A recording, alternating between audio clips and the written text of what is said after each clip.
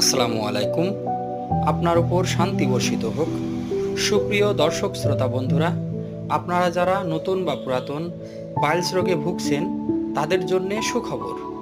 যে সকল পাইলসের রোগীদের প্রায় সব সময়ই কোমরে ব্যথা থাকে এবং পাইলসের রক্ত পড়া তেমন একটা হয় না বললেই চলে, যদিও হয় অনেক দিন পর অল্প অল্প মলদার চুলকায়, খুসানি টাটানি ব্যথা হয় এবং সেখানে চুলকায়, জ্বালা করে। এই সকল লক্ষণ যদি থাকে তবে তাদের জন্য ম্যাজিক কিওর রিমেডি স্কোলাস হিপ।